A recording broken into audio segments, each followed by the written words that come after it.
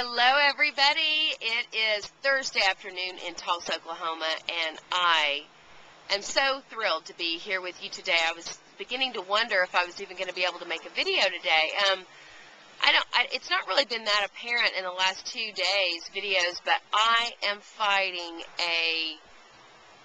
I don't know what it is. I don't know if it's seasonal allergies or if it's a cold, but it's really kicking my butt. And so today I cracked out the neti pot, if you know what that is, did a saltwater flush of my nasal cavities, and I can just see it. My face is really puffy, and my nose at different times I can't even breathe out of my nose. And so my husband says I've been snoring at night. I used to deal with allergies chronically ever since I was about 13 years old, and I have not been so challenged with it lately.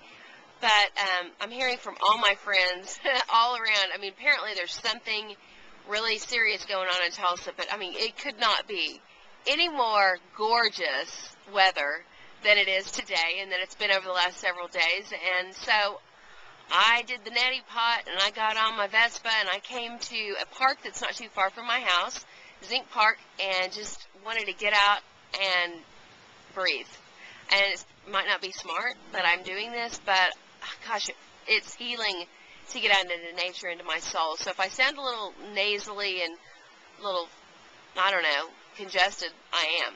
So today I just wanted to touch on a subject that I've been reading a lot about from you guys in your blogs. And it seems to be that the third week of any challenge or initiative or any lifestyle change that I've ever tried, the third week is the hardest. Or, it's when the problems really start to present themselves. And so I've been seeing a lot of you guys are struggling. I think Halloween did it to some people because you got your little hands in the Halloween candy. Some of you had pizza, pasta, whatever, things that you don't normally want to do now that you've switched to a higher raw diet, and you've had some setbacks. So the one thing I want to say is we've got to stop beating ourselves up so much. We live in the real world, and it's tough sometimes. And obviously, you can tell by the way that your body reacts that food is no longer serving a higher good. So, it's not about you being a bad person or that you've fallen off the wagon or anything like that. It's just about the fact that we're learning how to make better choices. There's a learning curve here. And I really do want to be the voice in the raw food world saying that we have got to stop beating ourselves up over our lack of what we consider to be perfection. Yeah, there are a few people out there that are rocking the 100% raw lifestyle, and they're experiencing amazing, amazing health. And I applaud them. I always applaud them, and think that they do a great job. But for many of us, that's not always realistic to think that we're just going to be able to switch from a lifestyle of a standard American diet and go 100% raw overnight.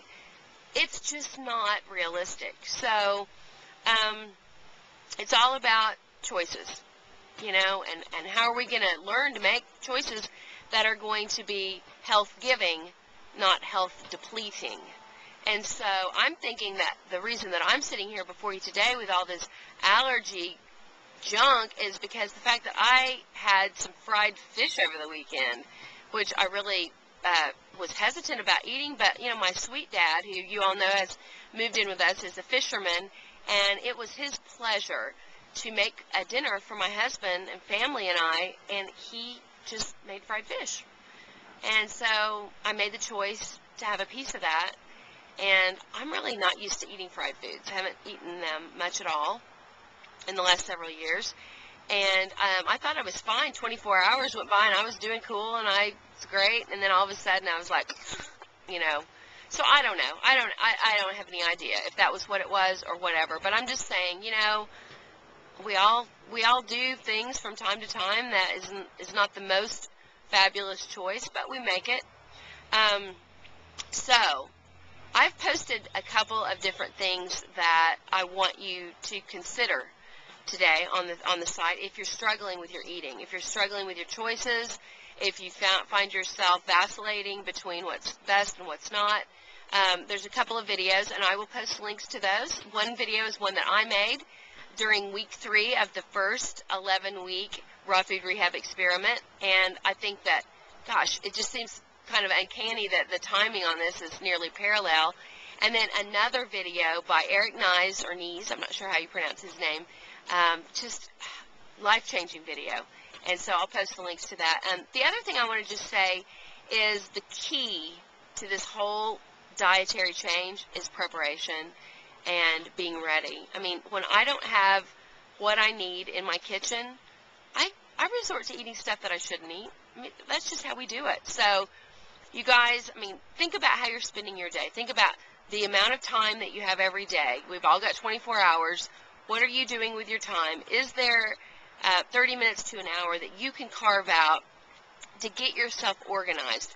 What do you not have in your kitchen? What do you not have in your refrigerator that you need? Go out and get the greens. Go out and get everything that you need to make smoothies and salads, and maybe even a couple of more elaborate raw food dishes, because if you've got what you need, you're not going to be as likely to succumb to temptation. I mean, do you work a full-time job? Are you taking food with you?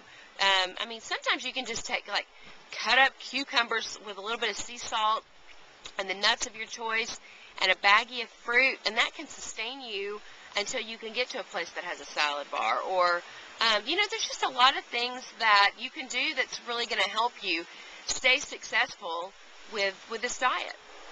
And I don't even like to say that it's a diet. I think it is a lifestyle, and it does take time to learn how that's going to work best for you. So some of you all have been doing this for a long time and have been really successful.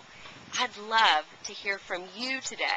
Tell some of these people what you've done that's helped you to keep from struggling, because we're all in this together. There is no condemnation. There is no judgment. It's just people helping people to make better choices and better changes in their life. So one other thing I'd say, get out in nature. If the weather's decent in your area, take 10 or 15 minutes and just go breathe the air. It'll do your body good. Love you. See you tomorrow.